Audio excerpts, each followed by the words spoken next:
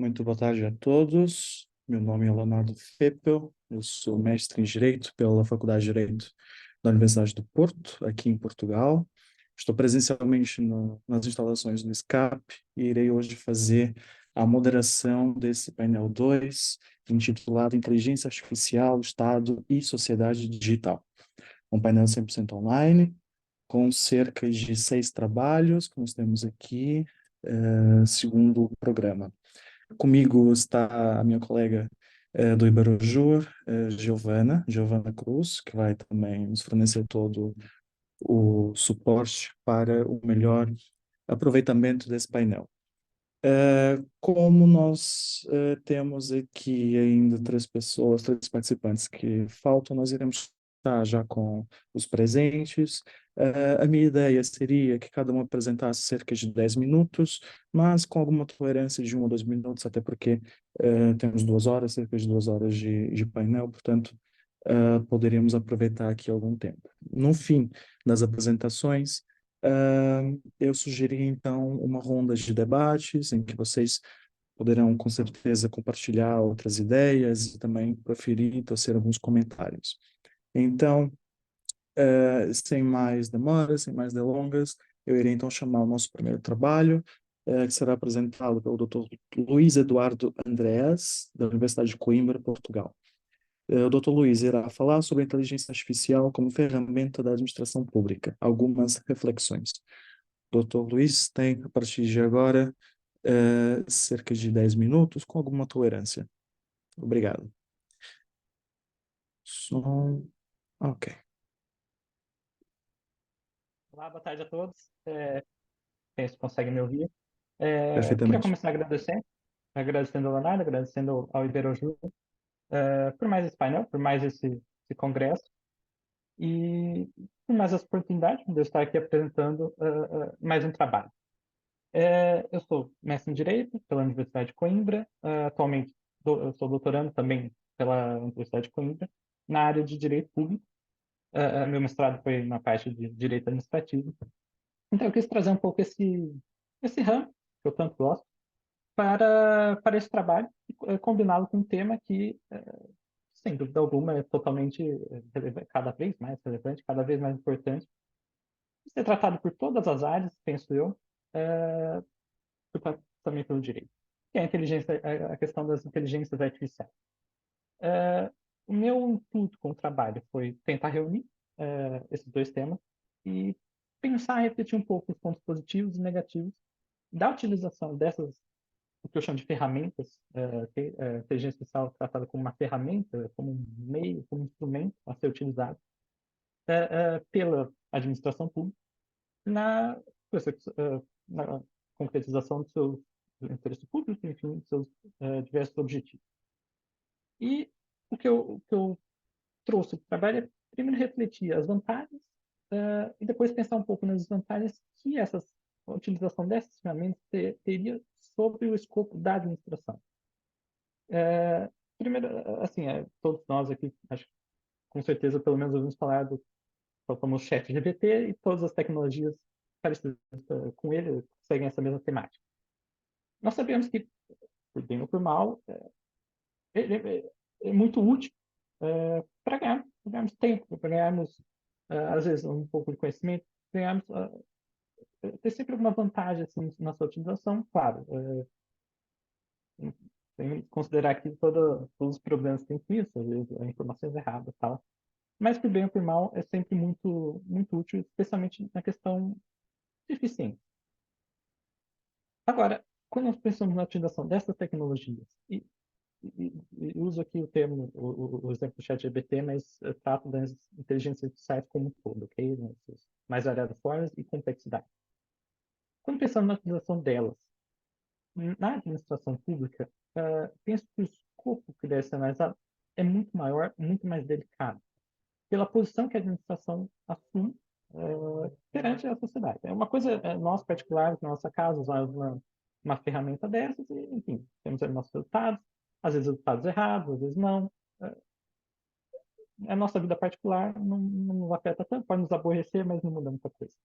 Agora, quando a administração pública usa uma inteligência artificial ela tem que pensar que esse uso, primeiro, deve ter um fim público, fim de interesse público, e que muito provavelmente vai afetar um número muito grande de pessoas. Ou seja, a responsabilidade na utilização dessas tecnologias é muito maior, pelo menos no meu entendimento.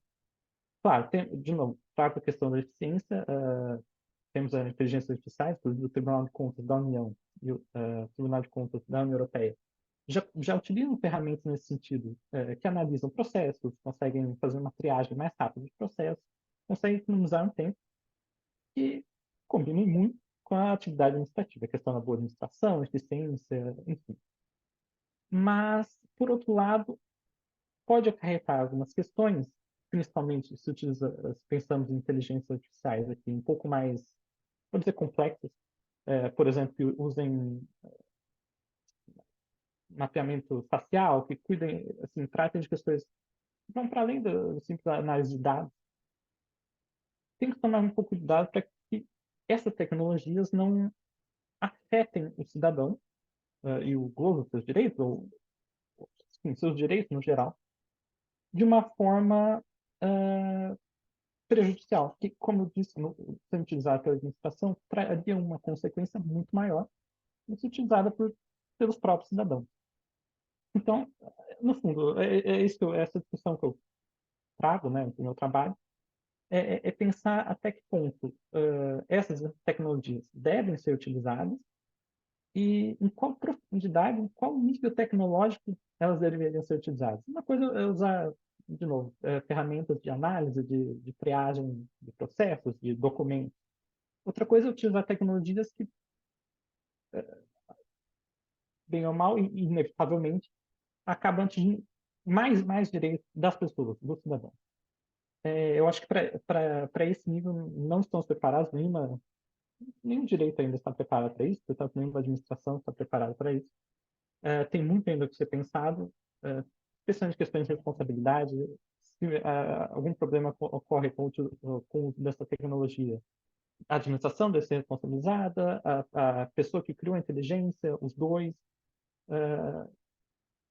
até que ponto a administração vai divulgar e pode divulgar quem foram os criadores, quem foram os responsáveis por isso. As inteligências artificiais, bem ou mal, são programadas, elas são criadas por alguém colocou informações dentro dela, mesmo que depois elas aprendem, machine learning, enfim. Inicialmente, os dados foram colocados por alguém, por um ser humano. E o ser humano, todos nós temos defeitos, temos vícios, e eles podem passar para as inteligências e podem ser reproduzidos. Não que elas queiram, muitas vezes, mas são reproduzidos com base nos dados, nos parâmetros que são colocados nelas. Então, isso tem que ser mais bem trabalhado antes que consiga ser inserido na administração pública, não exercido as funções, seus agentes, né, as mais variadas áreas. Tem que ser pensado um pouco melhor e introduzindo um pouco melhor um trabalho esse que acho que ainda vai uns bons anos aí. Mas, sem dúvida, não acho que seria negativo no geral. Acho que essas ferramentas são muito úteis, podem ser muito úteis, o potencial é muito bom, mas ainda é muito cedo para implementá-las totalmente, especialmente na administração pública. É isso, eu espero que depois quem lê o texto que gosta do texto, mas procuro trabalhar isso e refletir um pouco sobre esse tema, que acho que realmente é extremamente relevante. Obrigado. Muito obrigado, doutor Luiz. Realmente é um tema que está cada vez mais, digamos assim, na boca do povo, né? A questão da inteligência artificial. Porque realmente, no caso português, serviria perfeitamente para a prossecução do interesse público, como bem referiu. Se eu não me engano, também existem alguns projetos de inteligência artificial que estão, digamos assim, em fases muito embrionárias no governo português. Salvo erro, até o final do próximo ano, o governo quer apresentar ou quer já aprovar no parlamento português alguns projetos e alguns guias, digamos assim, da inteligência artificial na administração pública. Se eu não me engano, já existem alguns projetos em fase beta, ou seja, em fase de teste, Eu acho que tem a ver com o Guia Prático da Justiça. Eu acho qualquer coisa sobre os casamentos em que ajudam, assim, digamos, a, auxiliam aos cidadãos na pesquisa. É, ou seja, tentar fugir um pouco dessa burocracia da pesquisa e de ter que ir a alguma conservatória, ou seja, colocar na mão a possibilidade do cidadão aceder a sua documentação relativamente aos divórcios, aos casamentos, de uma forma muito mais prática. Então, eu acho que até ao final do próximo ano, 2024, nós conseguimos aqui ter algumas novidades dessa área. Mas muito obrigado e com certeza estaremos ansiosos para ler o seu artigo. Seguindo, então, a nossa ordem de trabalhos, eu vejo que aqui não se encontra a Mavli Moura, também da Universidade de Coimbra, então irei passar de imediato para Lívio Perra, da Universidade degli Studi Sassari, Itália, que vem então aqui apresentar inteligência artificial e procedimento administrativo, transparência algorítmica e participação procedimental. Lívio Perra, não sei se está aqui conosco, eu vejo que sim. Doutor Lívio, não sei se a minha colega Giovana. Ah, ok, perfeito.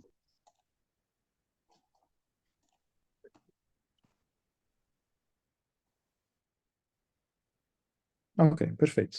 Boa Então, tarde. 10 minutos a partir de agora. Só não conseguimos Aqui. vê-lo, doutor Lívio. Não, se conseguir ligar a sua câmera, já pedi aqui o comando. Bem, boa tarde. Agradeço muito pela oportunidade de participar do congresso. Y ahora hablo en español. Buenas tardes. Hoy hablaré de la inteligencia artificial y procedimiento administrativo, transparencia algorítmica, participación procedimental. La inteligencia artificial es una herramienta fundamental en la cuarta revolución industrial. El autor analiza la aplicación de la inteligencia artificial en el procedimiento administrativo. El objetivo del autor es analizar la aplicación de la inteligencia artificial en el procedimiento administrativo. La atención se centra en la transparencia algorítmica y la participación procedimental. En cuanto a los métodos, se examina la doctrina y la jurisprudencia. El uso de la inteligencia artificial en el procedimiento administrativo puede aportar ventajas en términos de rapidez, eficacia y eficiencia, pero hay que tener en cuenta que los principios encaminados a proteger a los ciudadanos no pueden sacrificarse cuando las personas interactúan con la administración pública. El uso de la inteligencia artificial en el procedimiento administrativo puede aportar ventajas en términos de rapidez, eficacia y eficiencia, pero hay que tener en cuenta que los principios encaminados a proteger a los ciudadanos no pueden sacrificarse cuando las personas interactúan con la administración pública. En primer lugar, hay que distinguir entre la actividad reglada y la discrecional de la administración pública. Una aplicación de la inteligencia artificial en la actividad reglada de la administración pública, como señalan Diana Urane, Violet y Juan Gustavo Corvalán, llevaría a una automatización que conduciría la actividad administrativa hacia una mayor imparcialidad y una rápida adopción de la resolución administrativa. La aplicación de la inteligencia artificial en la actividad discrecional llega a algunas perplejidades. El principio de transparencia encuentra la declinación de cognoscibilidad plena.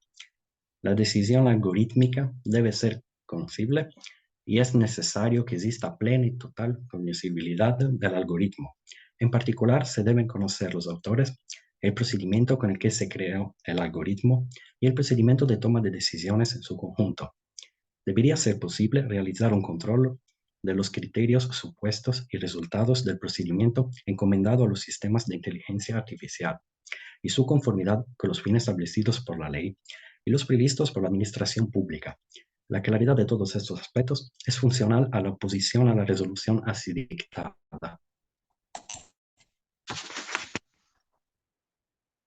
El El Consejo de Estado ha precisado que no existen razones de principio ni concretas para limitar su uso a una actividad administrativa reglada, más que discrecional. Ambas expresiones de una actividad autoritativa llevada a cabo en perseguir el interés público y mira con favor a la posibilidad de incrementar el uso de sistemas de inteligencia artificial en operaciones puramente repetitivas y carentes de discrecionalidad. El uso de herramientas digitales puede responder a la necesidad de eficiencia y rentabilidad de la actuación administrativa, a la que la actividad administrativa debe dirigir su mirada. Según el artículo 1 de la Ley Italiana 7 de agosto de 1990, número 200.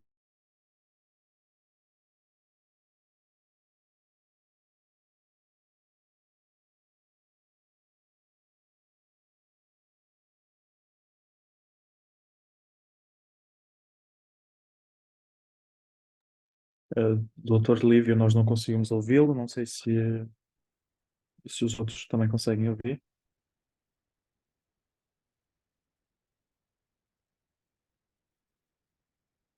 Não sei se o doutor Lívio consegue ouvir. Giovana, consegue só me confirmar se sou eu ou... Ah, já vejo aqui a doutora Maria. Não consigo ouvir. Acho que o doutor Lívio teve uma falha na sua conexão, portanto, vejo aqui que saiu. E já tornou a entrar, portanto, vamos ver se o doutor Lívio vai retomar a sua apresentação. Estoy aquí. Puedes retornar a tu apresentación si quisieras.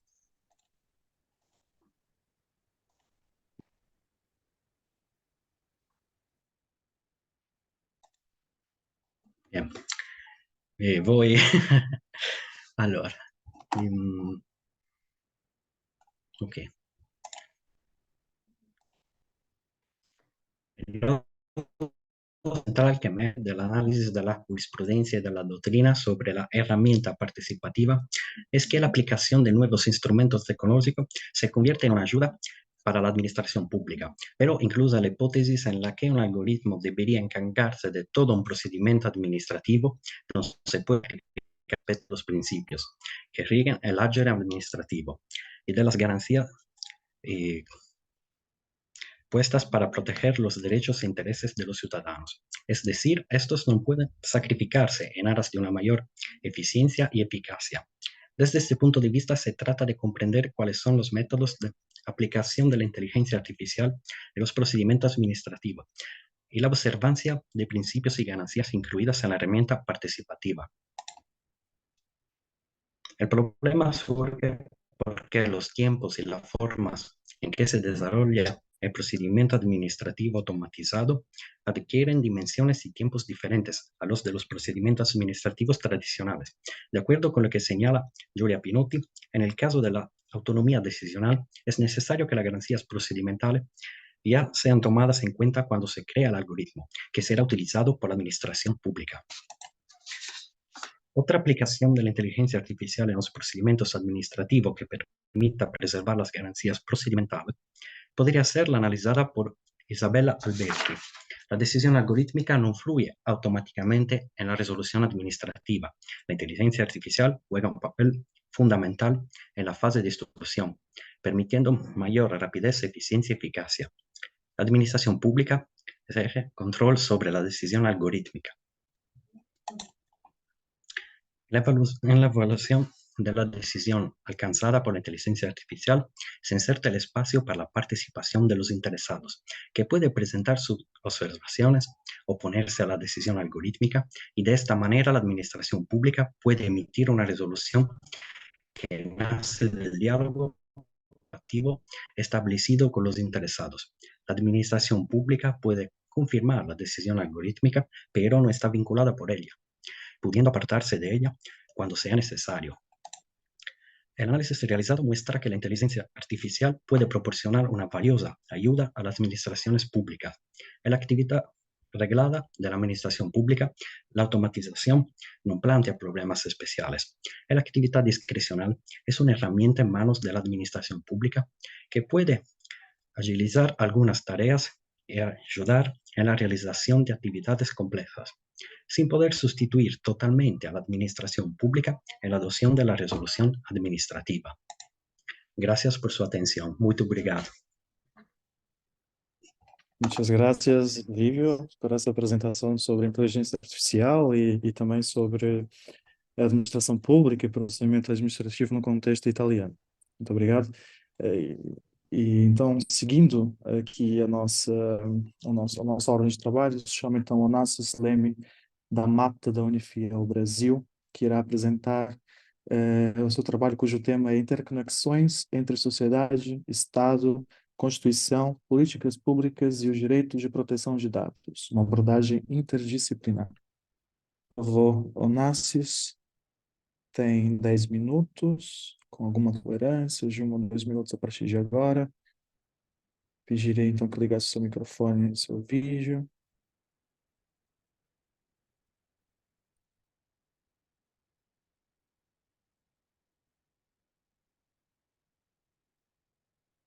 Ainda não conseguimos ouvi-lo, doutor Onassis. Se puder ligar o seu microfone. E me ouve? Agora, perfeitamente. Tá. Perfeitamente. Eu preciso o slide, como que eu faço aqui para... Já pode compartilhar agora a tela, por favor. Tá, eu vou pegar aqui o arquivo.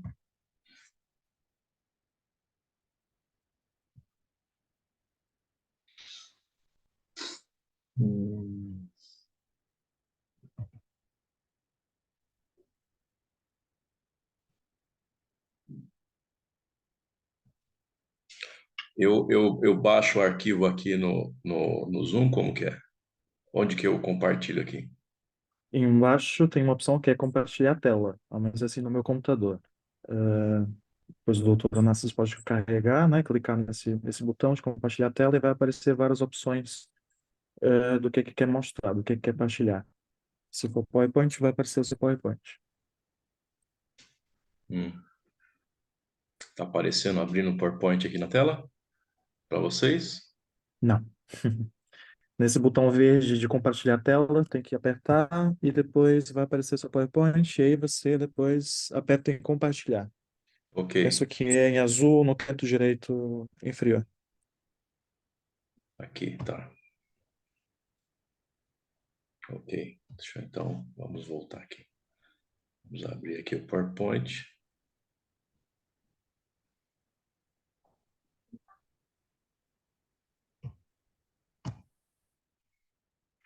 Tá abrindo aqui, tá? Só um instante.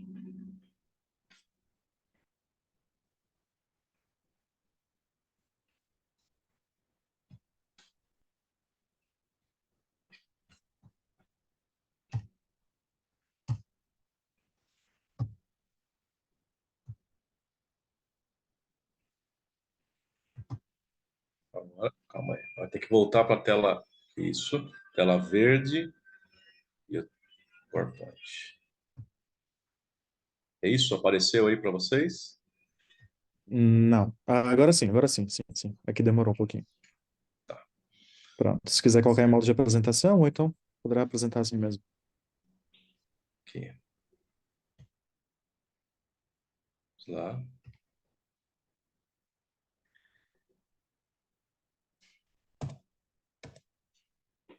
Isso. Maravilha. Bom, primeiramente, bom dia a todos. Onassis, sou da Unifiel aqui de Osasco. O tema aqui é interconexão entre sociedade, Estado, Constituição, políticas públicas e o direito de proteção de dados, uma abordagem interdisciplinar. A sociedade, ela se forma com a aglomeração de pessoas que vão formando grupos. Esse grupo faz a comunidade, que consequentemente vão formando cidades, até chegar ao ponto de formar aí um estado e por fim um país, né? Obviamente, com com os comportamentos que vão ocorrendo nesses núcleos, vai surgindo aí a necessidade de se criar normas que regulamentem esses comportamentos, né? Há doutrinadores, o Maluf, por exemplo, vai falar aí que a nação é uma realidade sociológica, o Estado uma realidade jurídica, né? E aí essas normas que vão regular esse comportamento vai ser dado o nome de Constituição. Há uma discussão ampla e antiga, inclusive, na doutrina, com relação à concepção da Constituição, né? Peguei aqui José Afonso da Silva, que explica bem isso no sentido que não dá para dizer que a Constituição ela tem que ser focada somente num tema, ou jurídica, ou somente sociológica. Pelo contrário, a Constituição ela tem que abranger todas as necessidades que abrange ali a sociedade, né? Exemplo disso é a Constituição do Brasil, de 88, que é dita como Constituição Cidadã, que tornou como tema constitucional vários assuntos, os mais variados possíveis, tentando abarcar a maior possibilidade de temas, né? Lógico que como a dimensão do Brasil territorial é muito grande, isso acaba dificultando um pouco alcançar a objetividade desses direitos. Mas já aqui o José Afonso fala, olha, não dá para fazer uma coisa única, tem que haver uma inter-relação dos mais variados temas para poder conseguir um objetivo. E um dos principais temas, que é os princípios elencados aqui na Constituição, é a dignidade da pessoa humana. Está lá no artigo 1º e 3º, que é um dos fundamentos. E isso vai fazer o quê? Voltando aqui. O Estado, uma vez constituído, para regrar esse comportamento, ele precisa adotar medidas, e aí vem através de políticas públicas, né? Aí entra no tema, ele vai ter que adotar medidas para justamente atender essas demandas, né? Só que veja, para ele implantar essas demandas, ele vai ter que fazer o quê? Fazer uma ampla discussão sobre o assunto, certo? E aí ele é obrigado não só discutir sobre o direito, ele tem que vir das mais variadas temáticas, das mais variadas ciências, tem que se interrelacionar. Aí, como bem explica o Valles, né? A política pública ela tem que ser discutida e, inclusive, é um fazer ou não fazer do Estado naquela política pública. Vai depender do quê? Da análise, do estudo, né? É complexo. No meio do percurso dessa implantação, tem que fazer novamente um estudo para ver se aquela medida está se tornando eficaz ou não, se está causando a transformação social ou não, se está cumprindo o objetivo ou não, né? Então, tem que ser essa inter-relação tem que existir. E, além disso, por exemplo, a Maria Paula Dallar, ela fala até mais. Ela, aí, quando ela vem e fala o seguinte, tem que fazer a inter-relação do direito, né? Das políticas públicas. Lógico, de repente pode haver uma discussão, porque autores, né, atores de outras áreas podem, às vezes, não compreender os termos jurídicos utilizados dentro do direito, né? E, consequentemente, o direito também vai ter uma problemática em entender aí a questão, às vezes, da técnica, por exemplo, da área de geografia, ou outras áreas que sejam, né? Mas tem que haver essa conexão para chegar no resultado. Voltando agora aqui à questão da preservação de dados, né? Todo esse emaranhado que a gente está falando sobre a interconexão, como eu trabalho na área de segurança pública, na área de investigação, lógico, focar um pouco mais aqui, aí abrangente a questão da legislação de dados. Nós temos na previsão da Constituição, no artigo 5º, inciso 10º, a questão da proteção, né? Que é a inviolabilidade da intimidade, vida privada, honra e imagem, né? O Doneda, ele vem até explicar que a temática explanada nessa questão da privacidade, ela é bem ampla, né? Tem um outro ator também que eu cito aqui, que fala, inclusive, que há uma problemática, e acho que, inclusive, a legislação, se não me falha a memória, a Constituição Portugal aqui, ela é mais abrangente nesse aspecto, artigo 70, se não me falha a memória, ela é bem mais concisa, no sentido de delimitar muito bem a questão do órgão público, né? Que aí a questão é a limitação do Estado em não ferir o direito fundamental da dignidade da pessoa humana e a proteção de dados do indivíduo, né? Tem que ter uma lei muito bem ampla, delimitando e definindo o que pode ser feito pelo Estado para que não fira essa proteção de dados. O Doneda, ele coloca aqui na explicação aqui, num momento que teve lá nos Estados Unidos, essa discussão, quando houve uma questão do armazenamento de dados para os órgãos públicos lá na época, né? Mais de 40 anos, informações lá, e aconteceu uma problemática, e começaram a editar até uma diretiva lá, teve um documento da União Europeia, enfim. E aí que no Brasil nós tivemos aí a LGPD, agora está para ser implantado um novo projeto. E veja, há uma discussão que tem que ser feita, e aí que entra realmente a inter-relação das disciplinas, porque veja, de um lado nós vamos ter o quê? Um princípio do quê? Segurança pública, que também é uma política pública.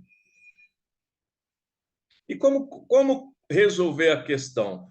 Tornar efetiva os projetos de política pública, por exemplo, quem trabalha com investigação vai entender muito bem isso, e tem que, com esse avanço tecnológico, as problemáticas, hoje, a nossa LGPD determina que os dados podem ser reservados pela lei, as operadoras têm a obrigação de reservar por 6 meses, né?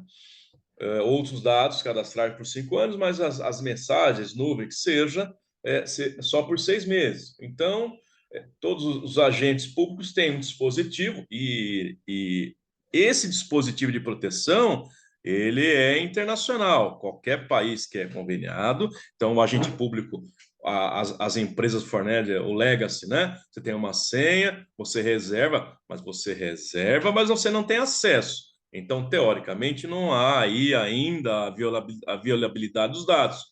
Você reserva e tem 90 dias para que você consiga a autorização judicial para poder aí ter acesso, apresenta a ordem judicial para poder ter acesso a esses dados, senão você tem que renovar de novo para não se perder. E aí, e até trago aqui a questão do capítulo 3º da Segurança Pública para ilustrar isso, só que, claro, mais focado a questão da Polícia Judiciária, que é a Polícia Federal, que faz as investigações para a União, e as polícias civis, que fazem aqui para o Estado, né? Que é o direito residual, né? E o que acontece? Temos até um julgado que eu trago um link aqui no final para ver quem quiser ter acesso, que inclusive tiveram a problemática de uma invalidação de um julgado de provas questionando essa proteção, essa reserva. Então, realmente, aí vem de novo a discussão. Tem que realmente haver uma discussão ampla com todos os órgãos, com todos os entes da sociedade, né? Discutindo os pontos, o que pode, o que não pode, como deve ser feito, para que todas as políticas públicas, seja das mais variadas, consigam ter o seu efeito almejado. Ferreira aqui vai dizer aqui, que eu trago no slide, a questão do direito à personalidade, também voltar à dignidade da pessoa humana, que está lá no nosso direito pátrio, no direito civil, né? Que vem definindo a questão, justamente o que eu falei, quando tem o indivíduo versus Estado, tem que ter uma lei bem clara definindo o que pode, até onde o Estado pode agir, não é uma invasão dessa privacidade, não há difusão desses dados, porque quando é entre particular, beleza, é fácil. Houve invasão entre particular, há o direito à reparação de danos, isso é tranquilo, você entra com a ação, e com relação ao Estado? Né? E, ao contrário, todos os agentes públicos, enquanto cidadão comum, o que a lei não proíbe, a ele é possível fazer, ao agente público não. É estrita legalidade, ele só pode fazer aquilo que a lei prevê, né? Então, realmente é complicado. Aqui é o link do julgado que eu comento, que é onde foi esse julgado levou a anulação e, de certo modo, o mundo que trabalha com investigação fica preocupado, porque quantas outras operações pode ser levado a cabo se não vier uma norma regulamentando isso? Porque se tornar uma repercussão geral, e aí, o que nós vamos ter? E como vai ficar a política de segurança pública na defesa do cidadão, de manter a ordem pública? Como resolver esse problema? Então, essa é bem simples, bem resumido aqui o tema, que o tempo é curto, daria para pegar um pouco mais explicando a questão da investigação e tudo mais, mas o que eu trago aí para a baila é isso. Faço a explicação aqui da bibliografia. Espero que nesse pouco espaço de tempo tenha trazido algo aqui elucidativo aos senhores. Muito obrigado, doutor Nassis. Com certeza, todos nós ficamos muito intrigados com essa questão da proteção de dados e também da inteligência artificial, que de certa forma também está envolvido, mas principalmente sobre a Constituição, políticas públicas, nesse contexto.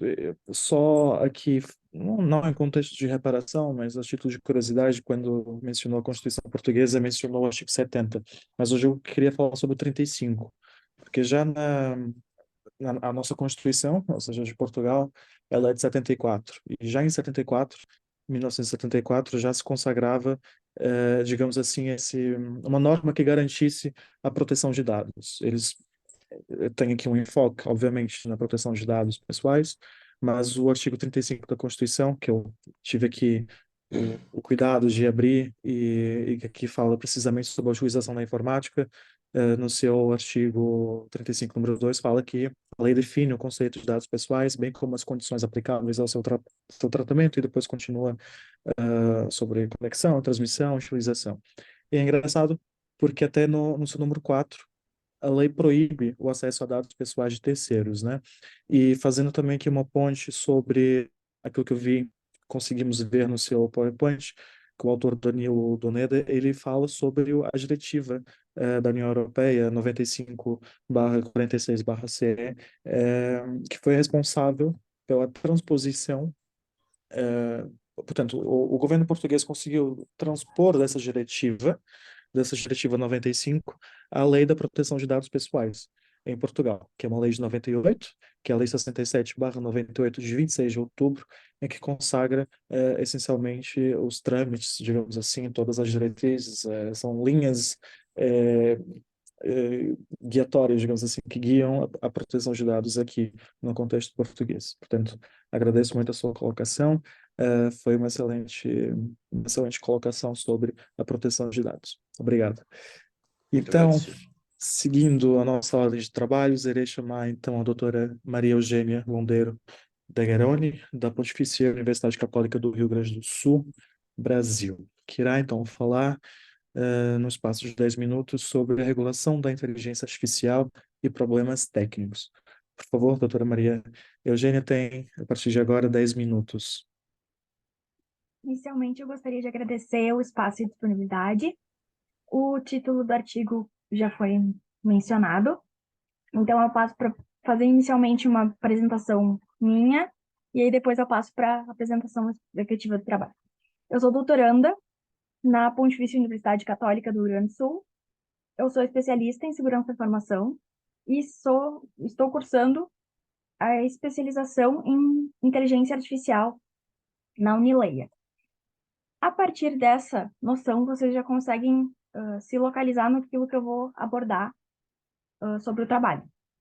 A proposta que eu fiz quanto ao artigo era a observação das questões técnicas frente à proposição da regulação jurídica do PL 2338, com revisões necessárias que foram apontadas no trabalho para buscar contribuir com os debates atuais sobre a inteligência artificial.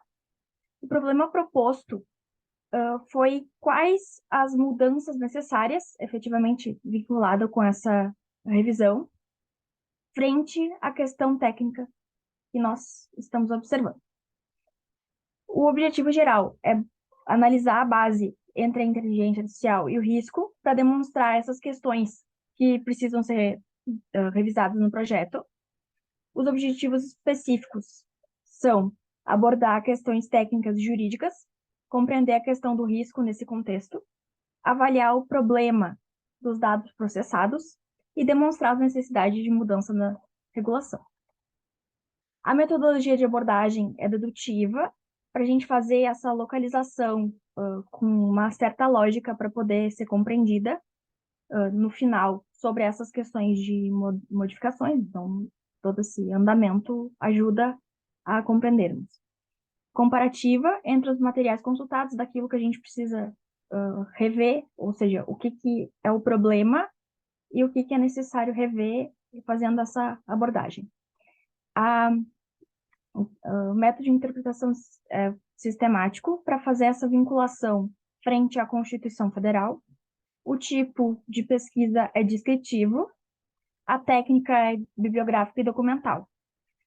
Eu fiz recortes para não gastar muito tempo observando proteção de dados, reconhecimento facial e todas essas questões que eu já abordei em outros artigos. E também fiz alguns recortes para essa comunicação, para que fique mais tranquilo de abordar em 10 minutos. O primeiro tópico observou basicamente as questões de incompreensão matemática frente à inteligência artificial, que nós temos problemas de compreensão de conceitos que são mais baseados em aspectos técnicos da computação. E, basicamente, se começarmos a observar o próprio conceito que nós observamos no nosso PL, ele é vinculado a aprendizado de máquina, mas o próprio conceito na área técnica observa que é um modelo matemático e, além de ser vinculado à aprendizagem de máquina, ele também observa robótica, frente à robótica, os ambientes inteligentes. Então, nós temos toda essa delimitação que é importante mencionar. Frente a modelo matemático, nós temos pesos, bias, gradiente, a própria noção da lógica binária e, por exemplo, também o algoritmo de backpropagation. É necessário ter atenção com os dados inseridos nos modelos e com a atualização deles, e pensar se eles conseguem ser realmente apagados, digamos assim, no contexto de modificar essa atualização, porque eu não consigo ainda observar essa não reprodução no modelo, porque o modelo, a partir do momento que você insere uma informação nele, ele não substitui, digamos assim, ele não vai apagar aquela informação do sistema, ele vai substituir e atualizar. Mas até que ponto essa informação não vai ser mais utilizada?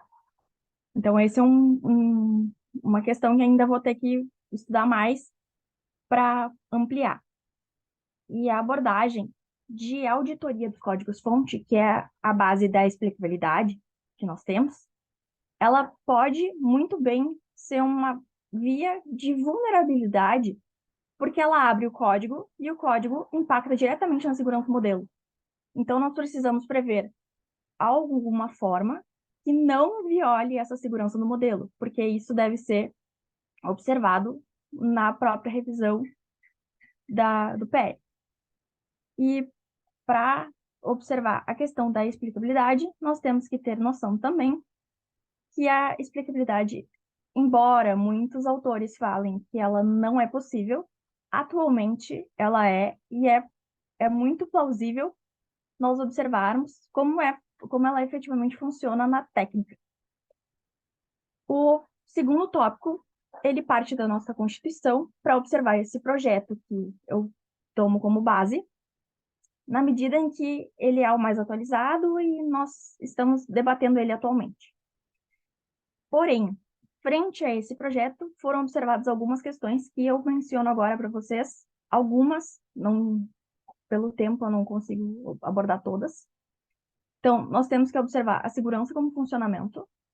Então, ela vai ter que estar observada desde a nossa noção de fundamentos do projeto, porque ela é crucial para que nós tenhamos um modelo seguro. A educação deve ser ampliada, porque a nossa noção de interpretação do que diz ali em educação, ela não pode ser simplesmente restrita, porque se nós restringirmos, nós teremos um impacto muito grande que as pessoas não irão compreender aquelas questões básicas de interpretabilidade que a gente propõe no próprio projeto de lei. Outras questões são a interpretação para a segurança da informação, que deve ser diretamente relacionada ao funcionamento do modelo. O conceito também deve ser revisto para ampliar essa noção, para que não restrinja a aplicação do projeto de lei, porque a ideia dele é ser aplicado, e no momento que eu prevejo um conceito que é restrito, eu restringo a aplicação. As ISO que já foram publicadas e aquelas que estão sendo desenvolvidas no momento agora, que são basicamente realizadas de forma técnica e são algumas, por exemplo, falando sobre as bases de dados e como devem ser feitas as higienizações para inserir no modelo, são importantes, embora não sejam vinculantes, para que nós possamos fazer esse ajuste também. Também eu abordei a questão da responsabilidade civil, que é um ponto que ainda será estudado em outros artigos, mas no momento eu só cito como uma questão a ser revista. Ainda há necessidade que nós observar esses dados inseridos e essa ligação que esses dados têm com a justificativa da inserção desses dados. Então, essa justificativa da inserção, por que é importante para pensar o modelo, que nós ainda não temos essa previsão específica. Ela prevê a parte da explicação da justificativa do dado, mas não do uso desse dado. Por que ele é importante para o modelo? Por que vai ser usado aquele dado para fazer o cálculo? A explicabilidade é vista como relacionada à decisão e é necessário pensar ela como vinculada ao treinamento.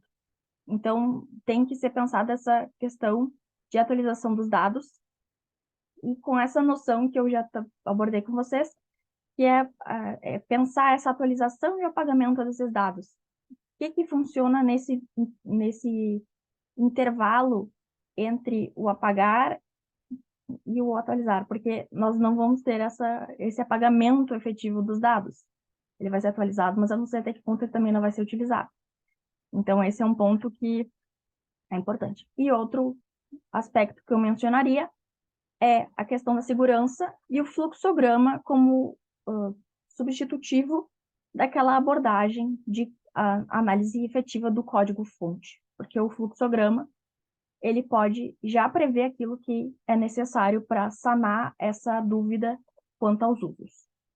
A conclusão, basicamente, para recortar a temática, eu iria observar que é necessário atualizar o projeto frente a essas questões que eu já mencionei, com essas delimitações de necessidade, compreensão do contexto, né, que é importante, e com essa abordagem de ampliar o que está sendo restrito, realinhar essa questão dos vieses, que há algumas questões que não estão alinhadas à técnica. Da mesma forma, a explicabilidade, que já mencionei, ela na técnica já é possível, e aí nós temos que prever isso dentro da limitação da atualidade, da técnica, e observar essa questão da interpretabilidade, educação e outros aspectos que são diretamente relacionados, e diferenciar essas abordagens entre explicabilidade do modelo e interpretabilidade para a leitura humana. Eu agradeço a atenção e disponibilidade, fico à disposição para considerações e devolvo a palavra. Muito obrigado, doutora Maria Eugênia. Realmente foi uma apresentação muito interessante, com um tema muito em voga, não é? Essa questão da regulamentação da inteligência artificial vem causando cada vez mais dor de cabeça com a introdução do ChatGPT, enfim. Realmente, eu fiquei muito curioso também para ler o seu artigo. Portanto, seguindo aqui a nossa ordem de trabalhos, eu chamo então a doutora Fernanda Cardoso, da Universidade de La Empresa, Uruguai, que irá falar sobre as mudanças genéticas, os limites da ciência e da ética diante das novas tecnologias. Já vejo que está aqui conosco, já tem a sua câmera ligada, pedi agora para ativar o som, e quando quiser, dispõe de 10 minutos para sua apresentação. Muito obrigado, boa apresentação. Obrigada, Leonardo. Gostaria de iniciar cumprimentando o Leonardo, assim como toda a equipe do Iberojur. Conforme o Leonardo mencionou, pretendo trazer o tema da questão das mudanças genéticas, né? Os limites da ética e das novas tecnologias. Antes mais, eu gostaria de dizer assim que o meu tema não busca preencher uma lacuna, assim, é mais para a gente trazer a reflexão mesmo, né? Então, o nosso futuro, ele está altamente ligado à tecnologia. As nossas mudanças genéticas, elas estão, inclusive, necessárias até pela questão da sobrevivência da espécie humana. Eu acho que a nossa espécie humana chegou num ponto que ela precisa fazer algumas alterações genéticas para sua própria preservação. A gente tem vivido, ultimamente, efeitos climáticos muito devastos e que nós, com a nossa fragilidade, com o nosso corpo frágil, a gente não vai conseguir. Seja pelo aquecimento da temperatura, em poucos anos a nossa temperatura vai chegar a 50 graus com muita tranquilidade. Então, essa nossa pele fina hoje que a gente não vai conseguir sobreviver esse calor. Tanto que nos dias que a gente chega no verão, 30 graus, às vezes um pouquinho mais, a gente tem muitas dificuldades de ter uma qualidade de vida com essa temperatura entre 28 e 30 graus. Imaginar uma temperatura 50 graus. E essa temperatura vai chegar com o aquecimento global e é um presente muito próximo, sabe? Também tem a questão dos desastres ambientais, que consequentemente vai acontecer cada vez mais frequente, e isso vai acarretar mais doenças, né? Então a gente vai ter que precisar de um corpo mais forte para poder sobreviver. Né? Então, se a gente não fazer essas mudanças genéticas, eu diria até que a própria espécie humana, não quero exagerar, mas a própria espécie humana está em riscos. Então, ela é necessária. Antes de mais nada, elas são muito necessárias. E neste campo, eu ainda digo que nós estamos atrasados. Eu já diria que nós deveríamos estar fazendo essas mudanças. Nós estamos ainda muito rústico dentro das formalidades, dentro das burocracias. Mas eu saliento que todo esse processo tem que ser feito embasado na ética, porque ciência sem ética não dá certo, é um desastre. Né? Então, todos esses avanços, eles implicam questões éticas. Logo quando começou as principais mudanças no DNA, né, que ele tem até um nome, eu não sei se é dessa forma que pronuncia, mas é basicamente CRISPR-Cas9, que as primeiras vezes que eu vi falar sobre isso foi vindo da China, e já faz há muitos anos já, sabe? Então, para quem acompanha, nem que seja por um entusiasta, não necessariamente pesquisador, mas um entusiasta, que é o que eu me designo, uma entusiasta no mundo da ciência, e até mesmo uma forma da gente superar nossas próprias limitações, essas informações que estão vindo e se internacionalizando aos poucos, não é surpresa. Mas fica algumas questões para saber o que de fato está acontecendo nesses laboratórios e também a forma conduta, porque essa sigla basicamente era tirar essas mudanças genéticas, uma pequena partícula do DNA, um DNA doente, que inicialmente essa internalização dessa pesquisa foi justamente para sanar questões como, por exemplo, pessoas que tinham doenças genéticas, por exemplo, e queriam ter um filho e não queriam passar esse gene doente para o filho. Sabe? Por exemplo, pacientes com diabetes, questões gravíssimas que passariam. Mas, como todos, sempre o ser humano sempre quer dar um passo maior, né? Então, começou a grande preocupação do personal bebês, basicamente assim, ou seja, eu, de cor parda, se eventualmente eu tiver um cônjuge pardo também e vier querer ter um filho, eu disse, não, eu quero ter um filho tão branquinho quanto um bebê nórdico, né? Então, né, eu quero que ele esteja o olhinho azul, eu quero que ele esteja o cabelinho bem branquinho, eu quero que ele esteja a tal altura, basicamente, assim. Então, isso com essas mudanças genéticas é possível. Isso se torna uma coisa um pouco bizarra e vai infringindo a questão da pessoa, do ser, o direito da personalidade da pessoa, até como referência, sabe, biológica, sabe? Então, isso vai se tornando uma coisa, e isso é possível, a gente sabe que é possível, basta ver, as pessoas geralmente colocam um modelo que querem seguir, estético, digamos assim, E com essas mudanças genéticas é possível fazer qualquer coisa. Vamos supor, até mesmo, não, eu quero ter um filho com olho verde, quero. Tem olho azul, mas o meu filho quer que tenha olho verde. E assim vai indo. Essas coisas vai implicando questões éticas e que precisam ser respaldadas, sabe? Precisa criar umas diretrizes para onde vamos. Ainda dentro do campo dessa questão ética, bioética, a semana passada, assim, internacionalizou a notícia de um embrião que veio de Israel, né? De um embrião feito por células-troncos.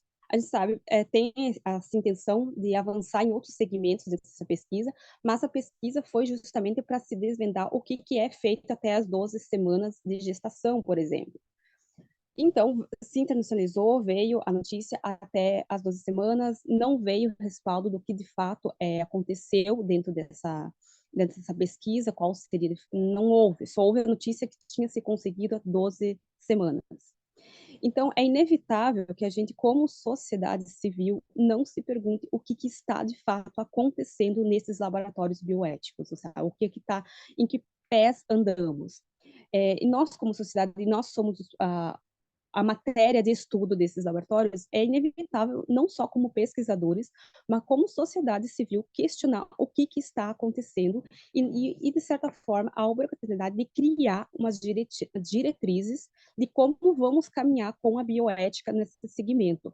Porque eu acredito que a gente chegou num ponto que tudo se pode, sabe? A gente avançou muito na tecnologia nesse aspecto, assim, então a gente precisa criar regras para nós mesmos, até para nós não se colocar nós mesmos em risco e nós não se tornar cobaias de nós mesmos. O ser humano ele não pode se tornar cobaia de nós mesmos. O objetivo do avanço da genética é para evoluir como espécie, sabe? Mas não se tornar cobaia, uma cobaia humana, sabe? Que aí implica a questão dos direitos humanos também, né?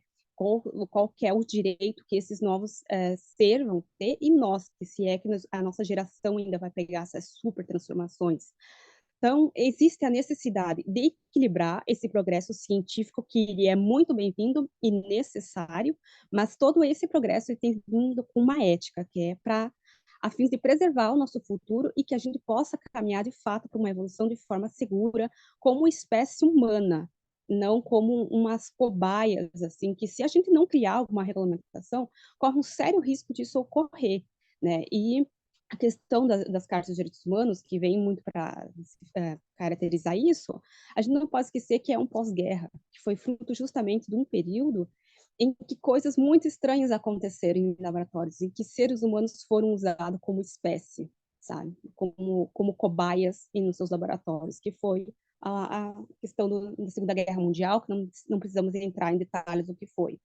Então, para que a história nunca se repita, a gente precisa criar muitos cuidados. A gente, digamos assim, que a gente tem um botão vermelho e que a qualquer momento a gente pode apertar esse botão vermelho e avançar em questão muito perigosas, assim, digamos assim. E o ser humano, você sempre é muito curioso e sempre quer avançar uma casinha mais, mas também é muito importante a hora de saber parar, a hora de saber pausar para isso, para que a gente não se torne, não crie um inimigo de nós mesmos. Então, questão de fazer uma regulamentação. Anteriormente, acho que foi o Dr. Fábio, no início do evento, falava que a gente cria o direito sempre espera acontecer o problema para criar uma diretriz, para criar uma regulamentação. O direito não pode esperar mais, ele precisa estar mais atento ao que está acontecendo. Eu não estranho essa nossa distância, porque historicamente o direito e a tecnologia nunca andaram junto, né? Sempre foram áreas bem distintas, tanto que nos campos das universidades sempre geralmente é o campo do direito de um lado, o campo das tecnologias é o outro, bem distantes. Mas nessa nova era, nunca direito e tecnologia esteve tão juntos, diria que são de mãos dadas, e eles precisam se conversar mais, se comunicar mais, porque precisam se unir para que a gente volte a repetir, para a gente consiga criar um futuro seguro, para que a gente não se torne cobaias, volto a dizer também, porque é isso mesmo que corre esse risco, se a gente não regulamentar essas ciências, não criar um limite, não um limite assim, imposto, mas um limite ético. Eu costumo dizer que essa nova era, ela vai precisar de um respaldo ético muito forte. Essa ética que a gente conhece, eu diria que ela é frágil para o que está para vir para frente. A gente precisa de uma super ética, porque tudo que vai fazer nós parar e pensar e refletir vai ser a questão ética. Nós evoluímos tanto no quesito tecnologia que nada nos impede, tudo é capaz de fazer, mas a gente não vai poder fazer por uma questão ética.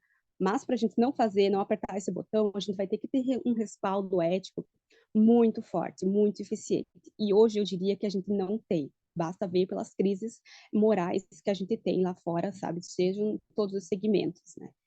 Então, a minha ideia, pessoal, era essa mesmo, era mais trazer uma reflexão, não necessariamente algo assim. Então, com isso, eu vou encerrando, né? Até para dar a oportunidade para os outros colegas. Eu sei que já vocês têm bastante trabalhos aí, e nós aqui onde eu moro, nós também estamos com uma questão climática. Cada minuto o tempo está de uma forma, é uma grande expectativa, tanto que antes eu estava tentando entrar na sala mais cedo, e acabei cair o Wi-Fi várias vezes, teve queda de luz, então eu vou encerrando por aqui. Eu agradeço mais uma vez ao Leonardo, aos colegas que estão em sala, assim como toda a equipe do Iberojur, e gostaria de deixar meu agradecimento especial ao Dr. Fábio e agradecer pela oportunidade e até uma próxima. Até mais, gente. Muito obrigado, doutora Fernanda. Realmente foi uma apresentação que penso que eu e todos os demais ouvimos muito atentamente sobre essa questão das mudanças genéticas. Realmente é uma questão que, além de estar em voga, porque anda para a par com a inteligência artificial e todas as questões das novas tecnologias, é uma coisa que urge muito a sua regulamentação.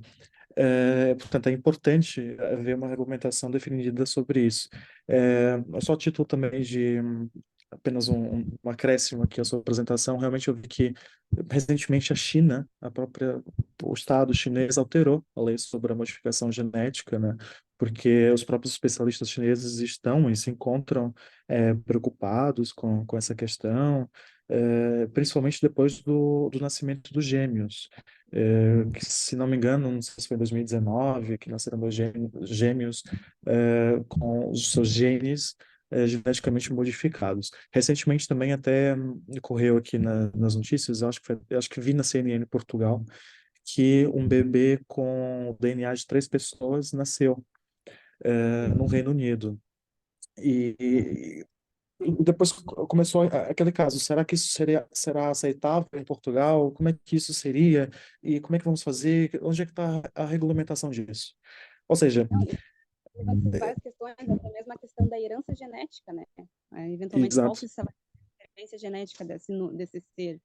Né? Então, um dilema bem ético mesmo, né? Bem paradoxal, que se encontra na nossa sociedade e já está acontecendo. Por isso que eu digo, nós estamos muito atrasados nesse segmento, porque nós só estamos assistindo, mas ninguém está correndo atrás de fazer uma regulamentação, e eu acho que é bastante urgente fazer alguma espécie de, até mesmo uma regulamentação universal, né?